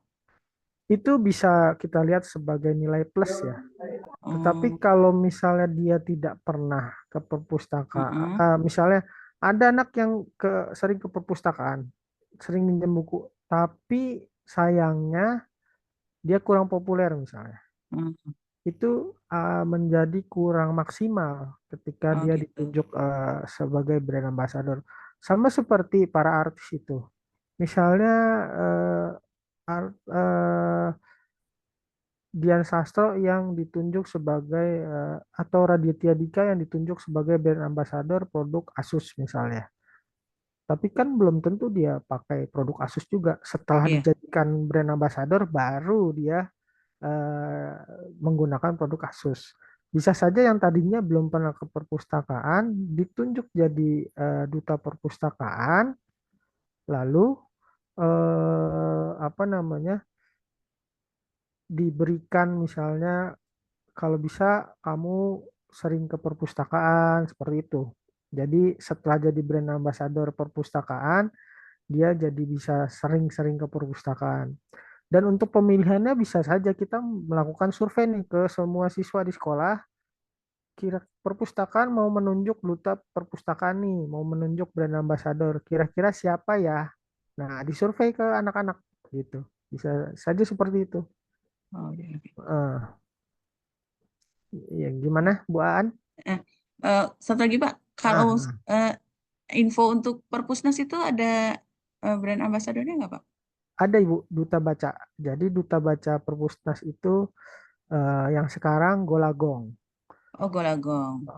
Cuma memang saya sendiri agak kurang agak kurang setuju dengan penunjukan Golagong. Bukan saya meragukan kredibilitasnya. Dia adalah penulis yang hebat, karyanya banyak. Iya. Terus juga dia juga punya semacam gerakan minat baca, gerakan untuk menulis, itu bagus. Tetapi Golagong ini hanya dikenal di sekelompok masyarakat tertentu. Mungkin pecinta sastra Indonesia ya yang tahu. Tapi kan kalau anak-anak remaja kita jarang yang membaca sastra Indonesia. Biasanya novel-novel populer yang dibaca. Banyak juga yang nggak kenal sama Golagong. Golagong itu siapa gitu. Saya tahu Golagong karena waktu itu pernah ada acara book fest di jurusan saya. Kebetulan yang salah satu jadi bintang tamunya adalah Golagong. Orang-orang di perpusnya sendiri juga nggak tahu, nggak semua tahu siapa Golagong. Makanya saya agak kurang setuju sebenarnya dengan penunjukan Golagong. Kalau sebelum-sebelumnya oke, saya setuju. Sebelumnya pernah Andi F. Noya ya, karena dia dikenal dengan pembawa acara Kick Andy. Iya. Nah, itu kan orang kenal. Mm-mm. Terus Najwa Shihab, siapa yang nggak kenal Najwa Shihab? Itu sangat cocok kalau jadi duta baca. Lalu Tantowi Yahya juga pernah. Kan dengan image-nya mereka terkenal cerdas, image jadi cocok. Makanya saya kemarin kenapa harus Golagong? Apakah influencer atau selebritis lain nggak ada yang bisa menjadi apa namanya, menjadi duta baca BA-nya. atau BA-nya gitu loh, seperti itu, gitu Ibu. Oke, iya. Untuk masa berlakunya bisa ya Pak ya? Mungkin setiap tahun kita ganti ya Pak duta bacanya itu ya Pak? Bisa setahun. Kalau untuk sekolah mungkin bisa semester, Oh satu gitu. semester bisa setahun gitu. Oke deh. Ya, terima kasih banyak Pak Iya, infonya. sama-sama. Terima kasih. Iya, ada lagi yang lain? Oke, belum? Baik. Kita lanjut ya. Segmentasi pemustaka. Tadi sebelumnya ada video yang menjelaskan mengenai apa namanya, customer avatar ya. Jadi untuk mengenali bagaimana kita mengenali pemustaka kita, maka kita perlu membuat sebuah segmentasi pemustaka. Kalau di perpustakaan sekolah relatif lebih mudah membuat segmentasi pemustaka jika dibandingkan membuat segmentasi pemustaka untuk perpustakaan umum. Karena segmentasi pemustaka di perpustakaan itu sangat-sangat beragam. Kalau perpustakaan umum, dari bayi sampai lansia, latar belakang pendidikannya beda, terlalu berbeda. Pekerjaannya juga berbeda. Tapi kalau di sekolah relatif sama. Secara demografi kurang lebih sama. Mungkin untuk di gurunya saja yang berbeda ya, dari demografinya agak cukup berbeda.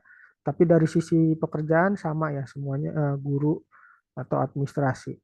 Kalau dari umur, usia tentu saja dari guru dan staf administrasi itu banyak perbedaan biasanya. Tapi kalau dari siswa itu mirip, hampir sama. Cuma paling beda selisih 3 atau 4 tahun ya. Kalau di SMP SMA, kalau di SD mungkin dari selisihnya dari anak kelas 1 sampai kelas 6 ya. Lalu dibedakan demografi itu juga bisa dari jenis kelaminnya. Kemudian dari sisi psikologi ini bisa beragam. Sisi psikologinya apa? Misalnya dari sisi minat mereka. Minat mereka cara tahunya gimana? Kalau di sekolah agak relatif mudah karena lihat saja kegiatan ekstrakurikuler yang mereka mereka ikuti apa. Nah, di sini kita bisa melakukan segmentasi. Pemustaka kita itu ada apa aja ya? Misalnya ada yang sukanya sepak bola, ada yang sukanya apa namanya, pramuka misalnya, ada yang sukanya eh, karya ilmiah remaja. Nah, di situ kita bisa coba mendekati dengan penyediaan koleksi sesuai dengan segmentasi tersebut. Kemudian juga bisa mengadakan kegiatan-kegiatan yang sesuai segmentasi mereka. Misalnya kalau dari PMR. Nah, PMR kita bisa kerjasama dengan PMI setempat untuk bekerja sama, misalnya kegiatan apa gitu, memperkenalkan donor darah, mengadakan donor darah dengan PMR. Itu bisa untuk mendekatkan dengan perpustakaan. Kemudian bekerja sama misalnya yang karya ilmiah remaja, kita bisa mendatangkan peneliti atau dosen atau mahasiswa dari perguruan tinggi terdekat misalnya untuk bekerja sama mengadakan misalnya pekan pelatihan, pekan penelitian. Di situ ada, kita bisa melakukan penelitian bersama-sama, bisa juga mengadakan pelatihan untuk penelitian seperti itu. Itu segmentasi pemustaka. Jadi kita kenal siapa sih yang kita layani. Nah, untuk pengembangan layanan perpustakaan, berangkatnya dari tadi segmentasi pemustaka. Ketika kita mengenali pemustaka kita bisa mengembangkan layanan sesuai dengan karakteristik dari pemustaka kita. Seperti di perpustakaan umum yang misalnya dia mengadakan layanan anak, ada fasilitas bermain, lalu ada kelas mendongeng, artinya anak-anak itu diceritakan dari buku-buku dongeng misalnya, itu bisa berangkat dari segmentasinya karena memang ada pemustakanya.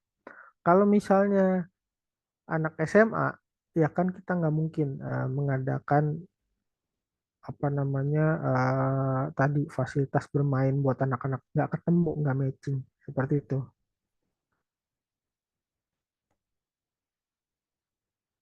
Ini video kita lewatkan saja. Lalu bagaimana sih cara melakukan promosi di media sosial?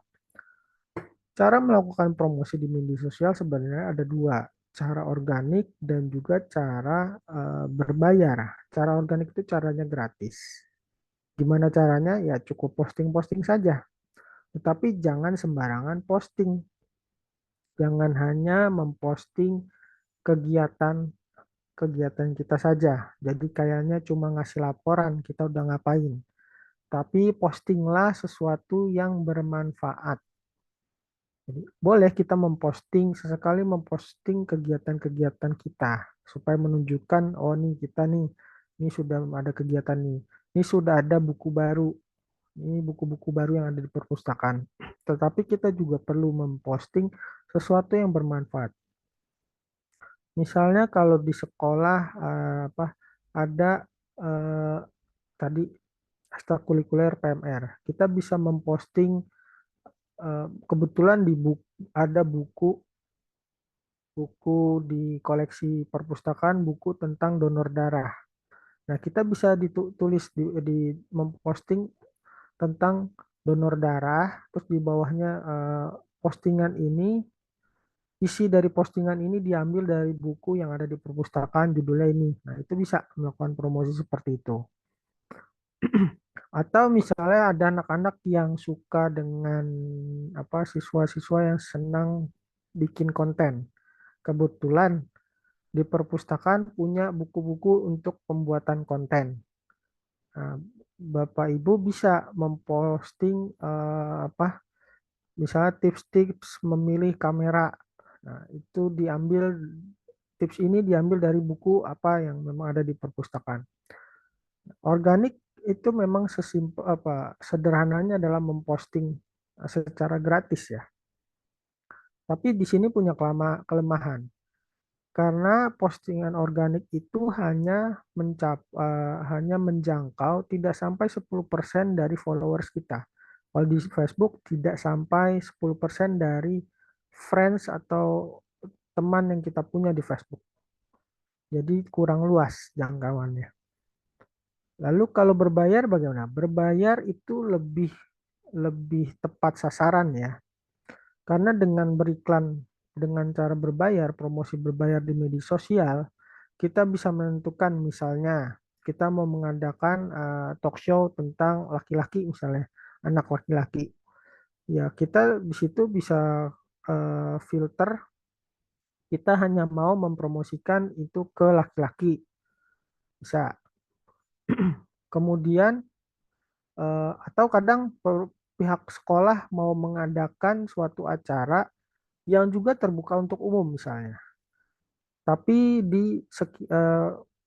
untuk umum di sekitar sekolah. Kita bisa menggunakan promosi berbayar di media sosial misalnya iklan ini hanya tampil di radius misalnya 1 kilometer dari sekolah. Itu bisa. Jadi bisa benar-benar tertarget. Terus dari datanya juga bisa terlihat. Nah, yang mengklik iklan ini itu datangnya dari mana? Apakah dari website ataukah dari Facebook misalnya. Itu bisa dilihat datanya. Jadi kalau berbayar itu meskipun dia bisa menjangkau orang-orang yang tidak memfollow akun kita, itu juga bisa terjangkau sama dia. Yang penting karakternya sesuai. Yang tadi sudah ditentukan, misalnya hanya laki-laki yang punya yang berada di radius 1 kilometer misalnya, bisa seperti itu. Dari harga pun jauh lebih murah dibandingkan kita beriklan di TV misalnya. Sangat-sangat murah, misalnya kita cukup dengan budget 100.000 bisa menjangkau ribuan orang iklan kita di media sosial. Itu kerennya promosi berbayar di media sosial.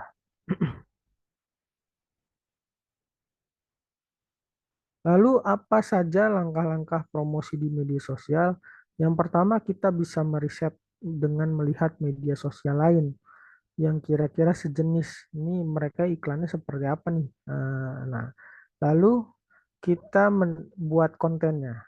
Kita datangkan trafficnya. Traffic ini pengunjung dari media sosial kita.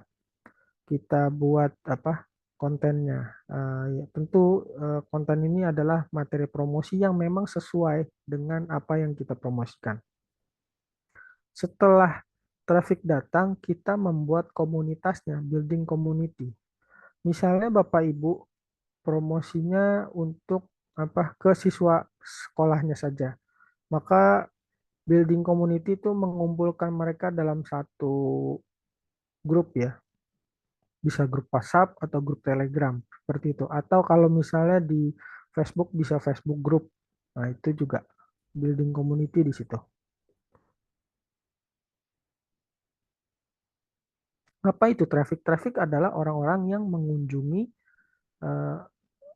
media sosial kita, mengunjungi perpustakaan kita, itulah traffic. Nah, ini jenis traffic. Kita mendatangkan mereka bisa dengan cara organik, bisa juga berbayar. Tadi sudah dijelaskan ya, organik itu seperti apa dan berbayar itu seperti apa. Nah, untuk strategi konten, dalam pembuatan konten, kita ada beberapa hal yang perlu dilakukan. Yang pertama, kita perlu melakukan riset audiens dulu. Kita kenali dulu siapa audiens kita.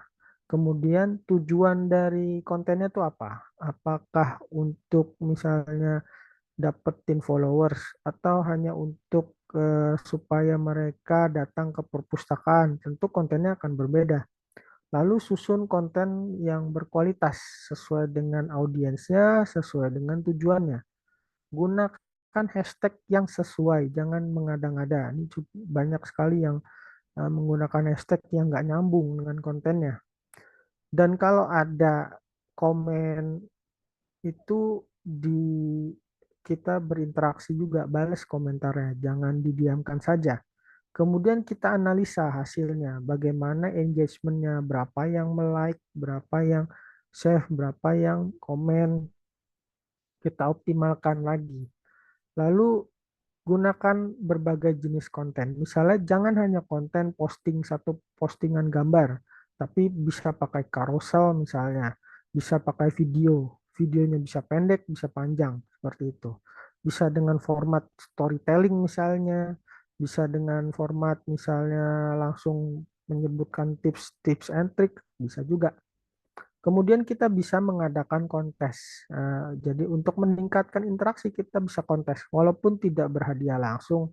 Kan suka ada tuh di Instagram kontes-kontes misalnya sekedar untuk menjawab pertanyaan, hanya untuk seru-seruan aja. Lalu bisa juga dengan berkolaborasi dengan influencer.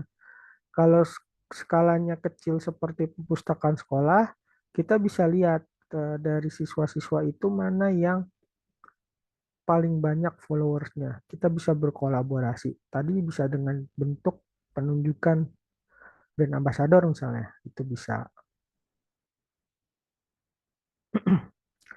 Nah, ini kan tadi ada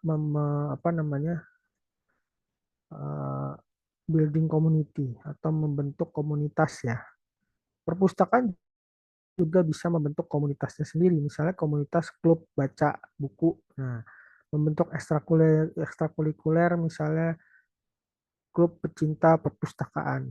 Nah, ini bisa sangat bermanfaat sekali untuk bisa menambah relasi. Tidak harus perpustakaan membentuk komunitas, itu juga bisa dengan membentuk komunitas, tetapi juga bisa menggait atau berhubungan dekat dengan ekstrakurikuler lain, seperti itu. Nah, ini bisa berfungsi dalam menambah relasi, bisa dengan kerjasama dengan misalnya ketua ekstrakurikulernya, bisa mendapatkan ide-ide untuk kegiatan, ide-ide untuk pengadaan koleksi dan layanan, yang pasti bisa mendatangkan traffic, misalnya dengan cara mengajak mereka atau menyediakan ruang rapat di perpustakaan untuk mereka, seperti itu.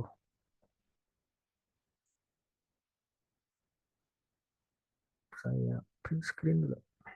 Lalu tahapan untuk melakukan promosi ada beberapa tahapan. Yang pertama adalah dianalisa dulu. Apa yang kita punya, apa yang mau kita targetkan, mau apakah anggarannya berapa, seperti itu, kapan mau dilaksanakan. Yang kedua, setelah hasil analisa itu keluar, sesuaikan medianya. Karena berbeda ya cara promosi di setiap media. Misalnya di TikTok lebih cocok kalau promosinya video pendek. Di YouTube bisa video panjang. Di Instagram misalnya bisa gambar, bisa carousel, atau bisa video. Atau di Facebook misalnya. Kemudian setelah medianya disesuaikan, ditentukan, kita buat materi promosinya. Dibuatkan sesuai dengan medianya. Lalu publikasikan materi promosi tersebut. Jadi kita publikasikan mau lewat apa, misalnya apakah lewat Instagram. Karena yang kita buat untuk TikTok, misalnya video pendek untuk TikTok, kita bisa publikasikan materi dengan ke TikTok. Atau misalnya Bapak Ibu membuat video durasi kurang dari 1 menit dengan apa namanya orientasi portrait, misalnya Bapak Ibu bisa mengupload ke Facebook Reels, Instagram Reels, TikTok, dan juga YouTube Short. Lalu setelah itu kita evaluasi apakah efektif atau tidak, apakah memenuhi sasaran atau tidak untuk promosi tersebut. Untuk media promosi itu tadi kan di tahap kedua setelah analisa kita memilih media. Nah, medianya apa saja? Media promosi itu ada 2 secara garis besar. Bisa konvensional, bisa digital. Kalau konvensional itu ada tercetak, keluar ruang, dan penyiaran. Kalau tercetak bisa brosur, leaflet, buletin, suka disebarluaskan, mading. Nah, kalau luar ruang itu seperti baliho, banner, ya apa. Lalu kalau penyiaran, ini biasanya hampir mungkin hanya perpusnas yang menggunakan media promosi penyiaran ya, karena dananya cukup besar sekali. Penyiaran itu televisi dan radio. Kemudian untuk media digital itu ada email marketing. Nah, ini Bapak Ibu sering kan melihat mendapatkan email misalnya dari Gojek, dari Tokopedia, dari Shopee misalnya. Itu strategi email marketing. Jadi email marketing adalah promosi yang dilakukan dengan menggunakan email. Web banner. Nah, ini Bapak Ibu kalau mengunjungi website ada iklan, banner iklan. Nah, itu adalah web banner. Notifikasi aplikasi. Nah, ini sering nih. Biasanya ngasih notif ada promo apa, atau misalnya Gojek ada promo apa. Lalu untuk media berikutnya adalah media sosial yang tadi sudah saya jelaskan ya. Kemudian aplikasi percakapan misalnya dari grup WhatsApp. Ini bisa untuk media promosi. Lalu bagaimana untuk pembuatan materi promosi? Untuk membuat setelah tadi dipilih ya medianya yang cocok atau sesuai dengan analisanya, kita membuat materi promosinya. Untuk membuatnya gimana? Untuk membuatnya bisa ada 2 komponen yang perlu diperhatikan, yaitu copywriting dan juga desain. Copywriting adalah naskah dari iklan. Nah, copywriting, anatomi dari suatu copywriting ada judul, ada body atau isi, dan juga ada call to action. Harus melakukan sesuatu, harus melakukan aksi.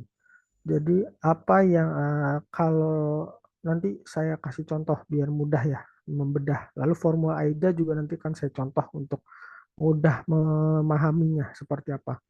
Lalu setelah copywritingnya jadi, naskah atau teks iklannya jadi, teks promosinya jadi, kita desain. Desain dengan mengumpulkan materi pendukung entah gambar atau suara untuk kita buat ya. Lalu kemudian menggunakan aplikasi. Bisa menggunakan Canva, PowerPoint, Photoshop, itu bisa digunakan untuk desain. Nah, ini khusus untuk copywriting. Nah, penerapan copywriting untuk formula menggunakan formula AIDA misalnya. AIDA ini kepanjangan dari attention, interest, desire, dan action. Attention itu apa? Attention itu adalah yang harus kita buat pertama kali adalah untuk menarik orang supaya tertarik dengan promosi kita. Itu attention. Biasanya attention itu berupa judul ya. Interest itu adalah bagaimana kita mengungkapkan kira-kira yang menjadi minat target promosi kita. Lalu desire adalah aspek-aspek psikologisnya selain minat. Lalu action adalah apa yang kira-kira mereka harus lakukan. Seperti kata perintah sebenarnya action. Kalau di Instagram Bapak Ibu suka lihat kan learn more. Nah, itu juga itu merupakan call to action atau action. Jadi ini misalnya contoh penerapan formula AIDA. Ini judulnya atau attention-nya adalah susah cari literatur buat skripsi. Lalu interest-nya adalah kami punya loh jutaan artikel ilmiah internasional. Interest ini bisa juga mengungkapkan fitur-fitur yang dimiliki oleh kita. Lalu desire ini aspek psikologis lain misalnya yaitu gratis. Nah, ini kan juga turut bisa menjadi penarik perhatian ya. Kemudian actionnya, apa yang ingin kita tuh pengennya mereka ngapain? Yaitu ini, perintah untuk buruan datang atau hubungi perpustakaan. Gitu. Lalu kita masuk ke dalam CRM untuk perpustakaan. CRM ini apa? CRM ini sebenarnya jarang sekali dilakukan ya di perpustakaan. CRM adalah Customer Relationship Management. Jadi bagaimana membina hubungan dengan customer. Bagaimana kita membina hubungan dengan pemustaka. Jangan cuma supaya mereka datang aja, tetapi juga kita juga menjalin komunikasi. Misalnya ada yang ulang tahun, kita tempel di dinding, kita ucapkan selamat ulang tahun ke dia. Siswa yang ulang tahun, terus di mading perpustakaan mungkin diucapkan selamat ulang tahun buat siapa gitu. Terus juga ucapan hari besar, pengingat misalnya jatuh tempo pengembalian buku, terus menginformasikan buku-buku baru, kemudian menyapa di media sosial, kita mention, nah itu bentuk-bentuk CRM.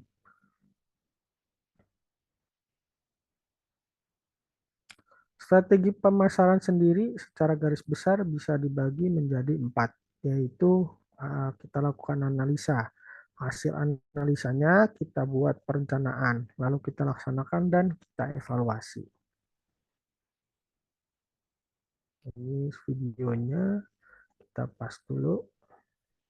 Oke, sampai di sini ada pertanyaan Bapak Ibu?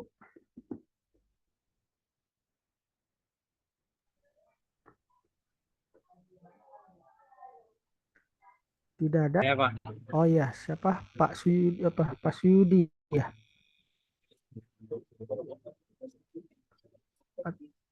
Atau kita ke Bu Puji Muharini dulu, silakan Bu Puji. Baik Pak, terima kasih izin bertanya Pak yang mengenai CRM ya. Enggak kan selama ini saya kalau dengar CRM itu seperti kayak ada di perusahaan yang bakti sosial gitu ya Pak ya? Bisa juga ya? Kalau yang bakti sosial itu bukan Bu, itu bukan ya? CSR itu Bu. Makanya saya berpikiran tadi apa? Saya kayak dengar istilah seperti itu. Kalau misalnya, GCSR. nah, kalau CRM itu kan berarti tadi Pak ke siswa. Kalau misalnya kita mau memperkenalkan perpustakaan ke luar wilayah bisa dengan CRM ya Pak? Kalau untuk memperkenalkan itu lebih ke promosinya Ibu. Promosi. Jadi kalau CRM itu berbeda. CRM itu buat bagi orang yang sudah pernah ke perpustakaan kita. Jadi kita bina hubungannya. Mereka sudah berkenalan dengan kita, sudah datang.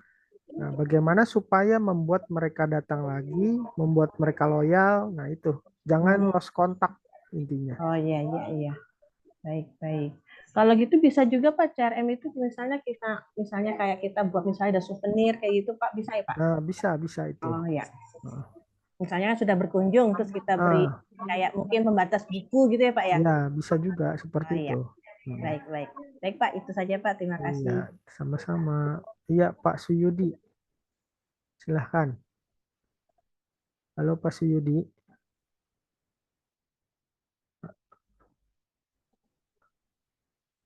Pak Suyudi. Ya Pak, terima kasih Ya, Pak. Dengan ini Pak. Aida. Ya saya Pak. Ya halo. Ya halo. Gimana Nah, Pak? saya ingin menanggapi yang formula Aida Pak. Gimana Bapak?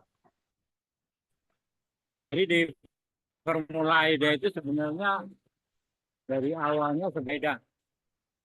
Nah itu awalnya kan ada attention ya. Iya, attention. Halo. Jadi dari tampilan itu kita kan akhirnya ada timbul minat itu. Jadi tampilannya dari beberapa sajian buku atau apa gitu. Sehingga di situ para pustaka akhirnya minat itu kan, minat ya semacam apalah itu yang dipromosikan gitu. Nah setelah minat maka mereka akan berbondong-bondong ke perpustakaan kita. Jadi formula AIDA itu sebenarnya nggak bedanya dari sebuah proses pemasaran ya Pak. Jadi jadi formula AIDA itu adalah bisa menjadi ada formula AIDA ini dipakai untuk membuat sebuah materi promosi supaya memang lebih orang bisa promosinya efektif. Jadi karena ada sebenarnya banyak berbagai macam formula di dalam mempromosikan sesuatu. Salah satunya itu AIDA memang paling banyak dan bisa dikatakan sebagai formula yang klasik ya. Jadi yang pertama bagaimana orang bisa tertarik dengan promosi kita. Jadi bukan membaca promosi kita dulu, jadi tertarik dulu dan promosi kita. Karena itu yang harus kita buat. Bagaimana orang bisa tertarik dulu ke promosi kita, baru masuk ke interest sama desire-nya. Bagaimana isi dari, baru kita jelaskan isi dari promosi kita, baru call to action. Seperti itu Bapak. Oke, Bu Lestari ya, sama-sama. Bu Lestari Ningsih, silahkan. Baik Pak, terima kasih. Yang saya tanyakan masih dengan formula AIDA. Saya mencoba perpustakaan ini supaya siswa itu tertarik masuk. Saya mengadakan kegiatan bedah buku sederhana. Nah, bedah buku itu saya berikan kepada atau saya libatkan anak-anak klub sastra. Awalnya sekitar 20 anak yang ikut.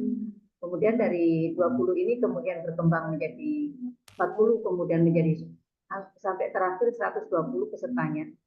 Mereka melakukan bedah buku sederhana, kemudian mereka mempresentasikan di kelas-kelas pada saat pembiasaan literasi. Apakah itu termasuk di dalam satu langkah kegiatan formula AIDA itu Pak? Dari mulai attention, interest, dan desire, action Pak. Jadi kalau AIDA yang saya jelaskan di sini AIDA untuk dalam membuat materi promosi, Bu. Jadi bukan tahapan pemasaran, tetapi lebih kepada bagaimana supaya materi promosi kita dilihat dan juga tertarik dengan call to action-nya untuk melakukan apa yang kita inginkan. Jadi seperti itu. Jadi lebih kepada formula, ini bukan strategi pemasaran, tetapi formula dalam pembuatan suatu promosi. Jadi promosi itu ada loh strukturnya. Nah, strukturnya inilah yang disebut formula ini. Nah, formulanya adalah formula AIDA. Seperti itu, Ibu. Mohon izin Pak, mungkin saya minta salah satu contoh, misalnya kita membuat satu promosi yang tadi saya sampaikan di sebuah sekolah. Seperti apa kira-kira Pak? Contohnya yang real gitu. Sebentar. Nah, ini contoh yang tadi juga bisa Ibu, yang ini. Nah, ini memang lebih cocok di perpustakaan perguruan tinggi. Jadi, ini contoh promosi, misalnya dibuat poster seperti ini. Jadi, ini formula, dia iklan ini, promosi ini menggunakan formula AIDA. A-nya itu ada di sini, susah cari literatur buat skripsi. I-nya ada di sini, interest. Kami punya loh jutaan artikel ilmiah internasional yang memang kan minat dari orang-orang yang mahasiswa yang mengerjakan skripsi adalah ini ya. Salah satunya adalah minatnya ini. Kemudian desire di sini kami jamin gratis. Yang berikutnya buruan datang atau hubungi perpustakaan. Mungkin gini Bu, lebih enak contohnya kira-kira apa yang mau dipromosiin sama perpustakaan Ibu? Coba kasih saya insight. Contohnya misalnya karya-karya Terelie, novel-novel karya Terelie. Nah, oke. Jadi kita bisa buat yang kira-kira menarik. Misalnya headingnya dulu, judulnya. Judulnya apa? Yang kira-kira bisa membuat mereka mau membaca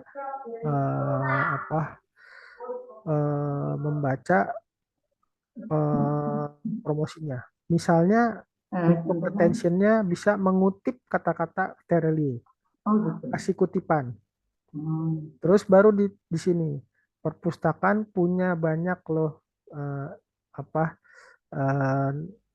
novel atau dijelaskan dikasih juga keterangan itu merupakan jadi kutipan kutipan Terelie dituliskan di situ dituliskan juga nama Terelie ya, karena kita mengutip dari tulisan.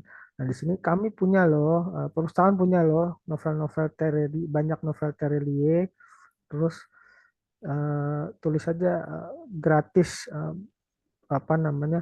novel-novel tersebut gratis, buruan pinjam ke perpustakaan seperti itu. Itu bisa juga. Ya, ya. Sudah Ibu? Terima kasih Pak. Ya, paham saya Pak. Berikutnya Ibu Sari Mulyani. Ya, sama-sama. Baik, terima kasih Pak.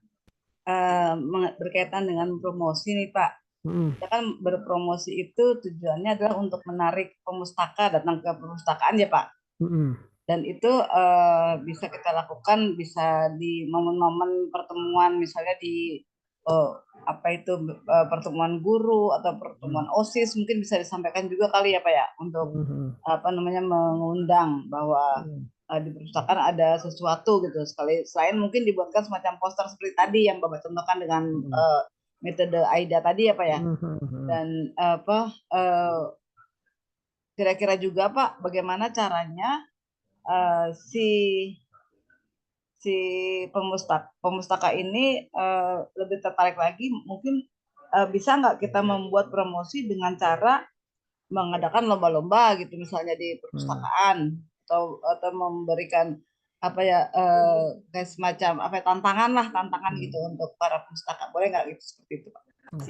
Itu sangat boleh Ibu, itu salah satu bentuk dari promosi ya, dengan mengadakan kegiatan-kegiatan. Itu juga yang dilakukan misalnya seperti kemarin ketika KPU sebelum masuk mau pemilu ya, dia roadshow, mengadakan kegiatan-kegiatan untuk pemilu di berbagai kota. Di situ ada panggung seperti itu, ada bazar. Nah, perpustakaan juga bisa mengadakan kegiatan seperti itu atau lomba-lomba ya. Misalnya kerjasama ketika kelas meeting ya, Perpustakaan misalnya mengadakan lomba yang terkait dengan perpustakaan, misalnya membaca cepat, atau bisa juga lomba debat menggunakan bahan-bahan yang ada di perpustakaan, itu bisa juga. Atau misalnya lomba mendongeng, lomba membaca puisi dari buku-buku yang ada di perpustakaan, itu bisa. Oh, Gitu, baik, Ibu. Pak. Terima kasih, Pak, idenya. Iya, sama-sama. Ada lagi, Bapak Ibu? Oke, kalau tidak ada, Bapak Ibu jangan lupa untuk mengerjakan tugas. Sudah saya taruh di LDK tugasnya. Paling lambat itu dikumpulkan sampai hari Senin jam 5 pagi ya Bapak Ibu ya. Sampai di sini mungkin saya cukupkan ya pertemuan pada hari ini. Sisa waktunya bisa Bapak Ibu manfaatkan untuk pengerjaan tugas. Saya ucapkan terima kasih untuk partisipasi aktifnya nih. Kelas ini lu sangat luar biasa. Dan assalamualaikum warahmatullahi wabarakatuh. Waalaikumsalam.